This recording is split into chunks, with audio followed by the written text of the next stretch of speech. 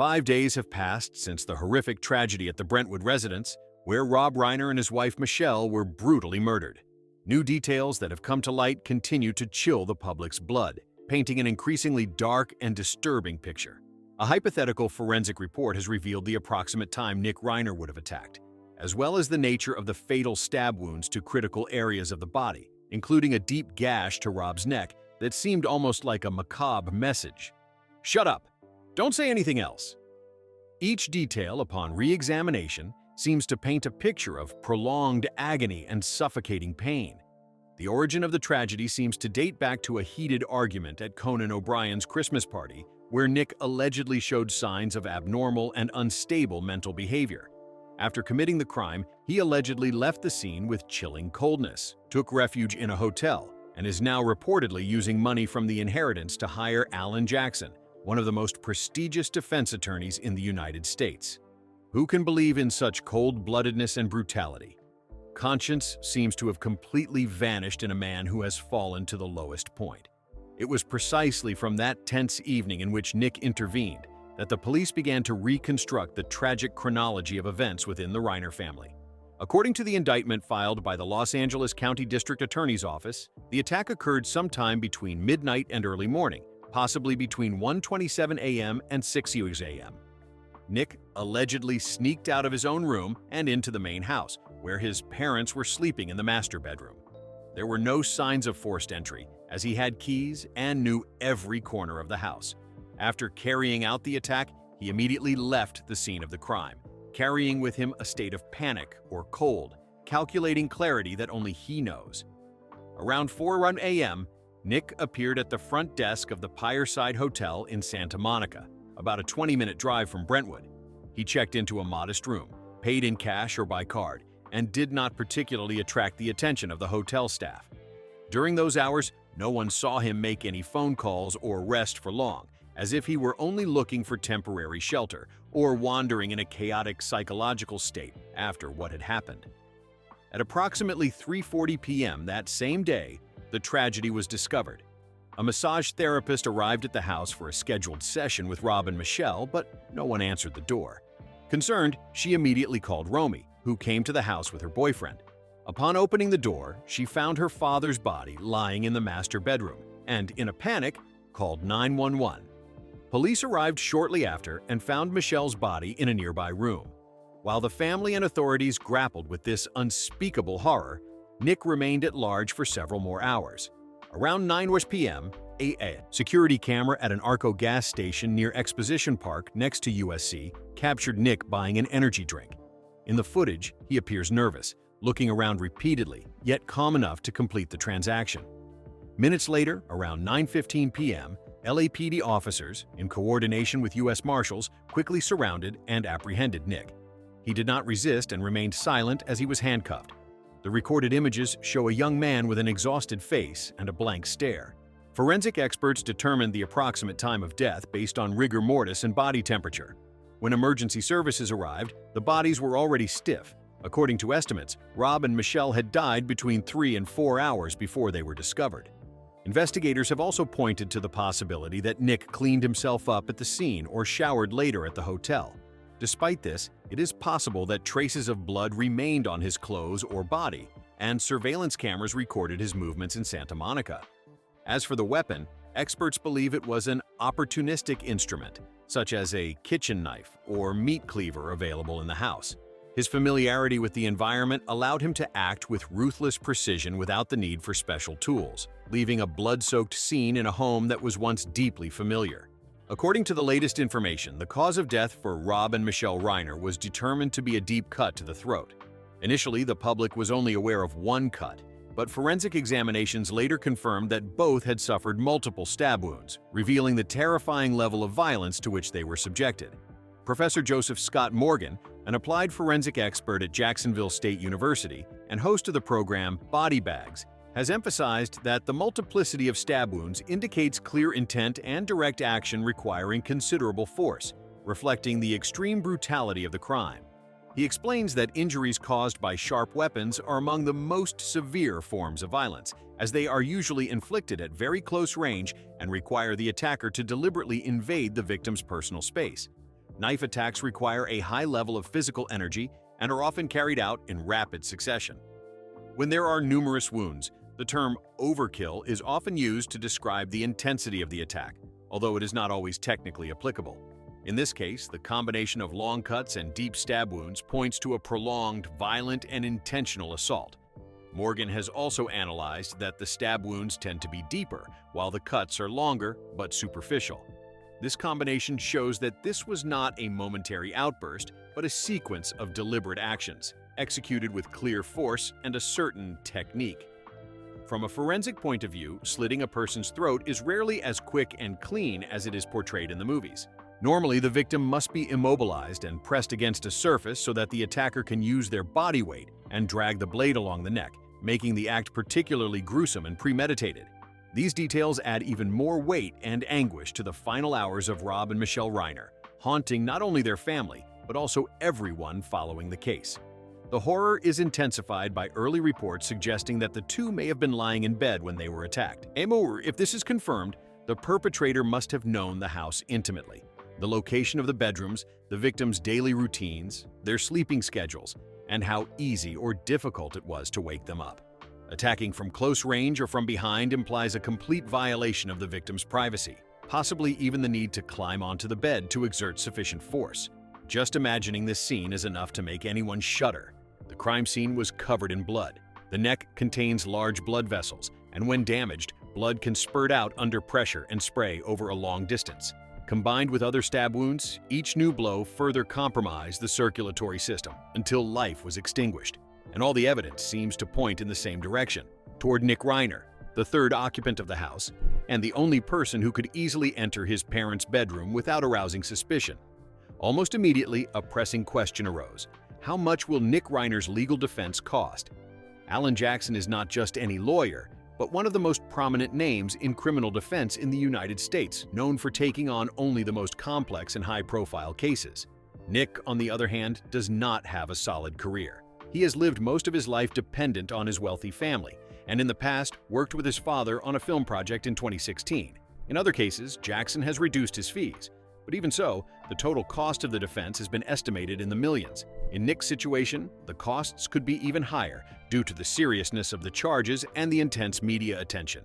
Even with a discount, these are sums that are unattainable for most people. When Jackson was asked directly outside the courthouse who was paying his fees, he avoided giving a clear answer and simply said, "I can't comment on who is paying for the defense." That silence further fueled public speculation, from theories suggesting that he was working pro bono because of the notoriety of the case to hypotheses about hidden agreements. However, on December 18, 2025, information attributed to sources close to the Reiner family began to circulate, according to which the defense fees were being paid with funds from Rob and Michelle's estate, valued at around $200 million. The decision was reportedly made by surviving family members, such as Jake and Romy Reiner.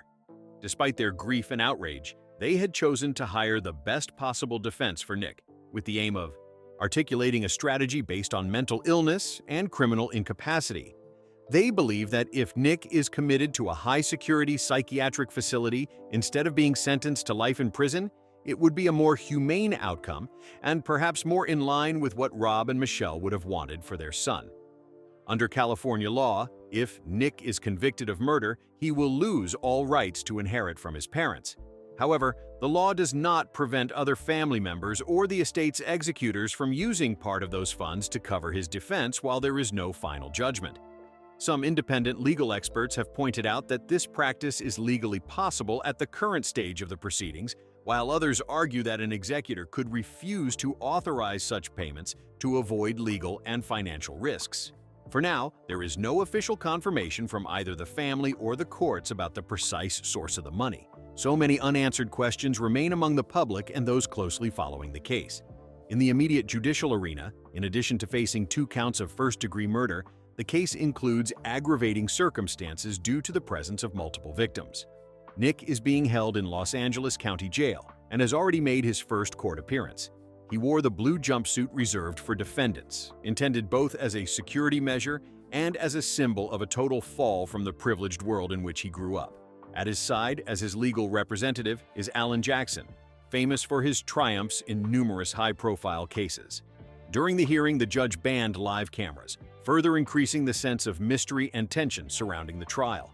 The defense requested a postponement of the formal reading of the charges so that Nick could consider what kind of statement to make. The request was granted, and the preliminary hearing was rescheduled for January 7th, leaving many questions still unanswered. The only time the public heard Nick speak was when the judge reminded him of his constitutional rights and asked if he waived his right to a speedy trial in order to postpone the formal indictment until January 7, 2026. Nick replied briefly, "Yes, Your Honor, I waive." No explanations, no justifications, no visible emotion. The session ended with almost disconcerting speed. The date of January 7th has now become a key milestone, a day that the media and public opinion are eagerly awaiting. While the Reiner tragedy continues to burn in the collective imagination, the brevity and coldness of the hearing only underscore what is obvious. The case is far from over, and all eyes are on the next session, where the very concept of justice will be put to the test. Behind this horror, it is impossible to ignore Nick Reiner's long and painful struggle with addiction. Born in 1993, his descent into substance abuse began very early, at age 15, around 2008. That was when he first tried heroin and cocaine, powerful substances that dragged an already lost adolescence into an even darker downward spiral. The son of renowned director Rob Reiner and grandson of the legendary Carl Reiner, Nick grew up under the crushing weight of fame he never asked for. He felt out of place in the glitzy world of Hollywood. At the first warning signs, his family realized the seriousness of the problem, and Rob and Michelle checked him into rehab for the first time while he was still a minor. That was only the first stage in an endless cycle of admissions and relapses, at least 17 or 18 times in just a few years. According to his own later accounts, Nick stayed sober just long enough to return home, only to relapse almost immediately, trapped in a loop from which escape seemed impossible. His parents, especially Rob, poured all their efforts into helping him. They offered him job opportunities, financial and emotional support, and even allowed him to live in their Brentwood home so he could rebuild his life. Rob once said that being a parent means never giving up on your children, no matter what they do. However, tragedy struck when the very son they loved most became responsible for their untimely deaths. When his parents took a stricter stance, often described as tough love, Nick decided to leave the family to do things his own way. He ended up homeless, wandering through states such as Maine, New Jersey, and Texas. He would later refer to those years as his dark years, the bleakest period of his life, in which he nearly died several times and survived only by sheer luck. With no home or support, he lived completely at the mercy of drugs and dangerous street relationships. The year 2015 brought a brief glimmer of hope. At age 22, Nick achieved a relatively stable period of sobriety. He collaborated with his father on writing and producing the film Being Charlie, a semi-autobiographical work based on his own struggle with addiction. During that time, he moved back in with his parents in Los Angeles, and the film project helped to strengthen the father-son relationship, partially healing wounds that had accumulated over the years. But that stability did not last. By 2018, Nick acknowledged that he had relapsed heavily into heroin use and even nearly died of a cocaine-induced heart attack while on a plane. During a long binge, he trashed his parents' guest house, smashing televisions, lamps, and furniture throughout the room. After that episode, Rob and Michelle forced him to leave and sent him back to rehab. Starting in approximately 2020, Nick was able to return to the main house in Brentwood. That decision was intended to combine supervision and support, even though his behavior was becoming increasingly unstable. Several testimonies indicate that in the months leading up to the tragedy, Rob and Michelle were deeply concerned about their son's mental health and his continued substance abuse. His life has now become a painfully clear reminder that no matter how great a parent's love and effort, sometimes tragedy is still inevitable. One of the key points of the upcoming legal battle revolves around the strategy that Alan Jackson may adopt. Some reports mention that witnesses at the Santa Monica Hotel described Nick as very high after the incident, a detail that is considered relevant given his history of substance abuse, although insufficient to substantiate a defense of legal insanity. At best, it could influence the assessment of his ability to control his behavior at that particular moment. Even if he did use drugs, that fact alone does not constitute a valid defense except in very limited circumstances. Substance use may qualify the element of intent in a first-degree murder charge, but if the suspect picks up a weapon after an argument, That behavior is often interpreted as a clear indication of premeditation and homicidal intent. Therefore, pursuing a defense based on addiction or diminished mental capacity faces significant obstacles. In this case, Rob and Michelle were allegedly killed with a knife. It is still unclear whether Nick brought the weapon with him or used one he found in the house, but details of the prior argument point to signs of preparation. Drug use could slightly qualify that aspect, but it carries limited weight in legal assessments under California law. If convicted of first-degree murder with special circumstances, he could face life in prison without the possibility of parole. In the absence of mitigating factors, the sentence ranges from 25 years to life in prison. There are no serious indications of self-defense or manslaughter. Everything points to an act motivated by deep personal conflicts, often described as a crime of passion, but accompanied by such extreme violence that it borders on the notion of family extermination. The case is further aggravated by the fact that the victims are well-known figures in Hollywood. Potential witnesses include names such as Conan O'Brien, Larry David, Billy Crystal, and other personalities whose emotional impact on the stand could turn the trial into a veritable Hollywood tragedy played out in a courtroom. The trial is expected to take place in late 2026 or 2027, with a high probability that no plea bargain will be reached. The prosecution, led by Nathan Hawkman, will rely on both physical evidence and the overall narrative of the case to support the charges, which could make this one of the most high-profile criminal trials in the United States since the O.J. Simpson or Menendez brothers cases. In this context, every facet of Nick's behavior, his addiction, his mental state, and the brutality of the crime will be dissected in court. In addition, it has been reported that the most recent forensic evidence has directly linked Nick to the crime scene, including video recordings, DNA, bloodstains, and other physical evidence. This further complicates the defense's task, especially when it comes to supporting any claim of self-defense, given that Rob and Michelle were elderly while Nick is only 32 years old, which leaves that possibility virtually unsupported. Some cases are based on arguments of manslaughter, but in this case, the evidence of prior planning seems very clear. The argument with his parents followed by the fatal stabbings strongly suggests that it was not an accident. Preliminary reports mentioning that Rob and Michelle's throats were slit reinforce the idea of a calculated act, possibly carried out by approaching the victims from behind. Finally, when looking at Nick, we see a man who grew up surrounded by extreme wealth, but also chained to a devastating addiction, a problem that families of all economic levels can understand. Faced with a jury selected in Los Angeles County, not all members will have fortunes or famous surnames, and the big question is how they will view a man who lived off his parents' fame and money. Will they perceive him as a young man broken by illness and his environment, or as a spoiled son who destroyed what he was supposed to love most?